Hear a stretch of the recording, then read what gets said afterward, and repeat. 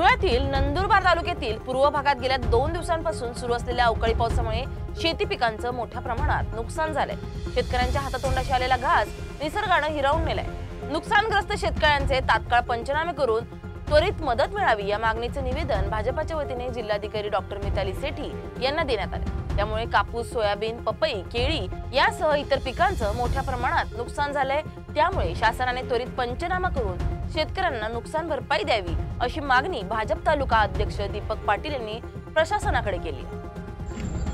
काल दिनांक 26 रोजी रात्री जो पाऊस झाला तर या पावसामुळे शेतकऱ्यांचं अतिशय हातातोंडातला घास गेलेला आहे आणि खूप मोठ्या प्रमाणावरती पिकांचं नुकसान झालेलं आहे।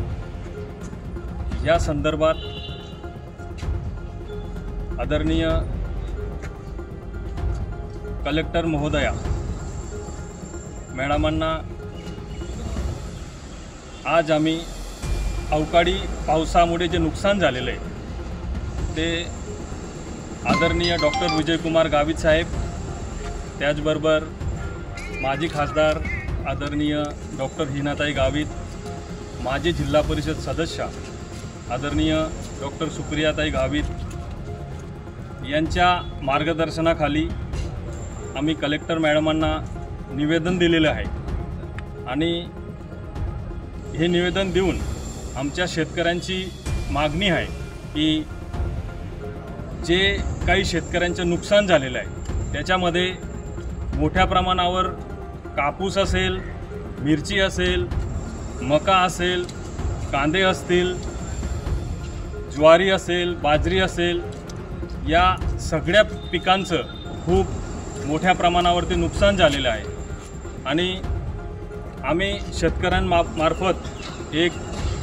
प्रशासनाला विनंती करतो की याच्या जी भरपाई आहे ही भरपाई आम्हाला तात्काळ मिळावी।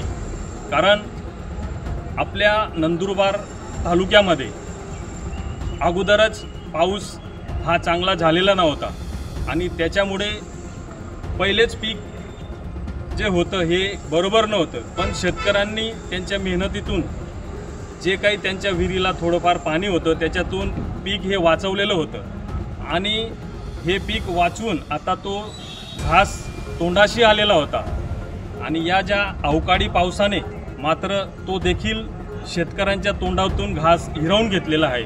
म्हणून प्रशासनाला आमच्या या सगळ्या शेतकरी बांधवांकडून विनंती आहे की आम्हाला लवकरात लवकर शासनामार्फत भरपाई मिळावी अशी आम्ही विनंती करतो।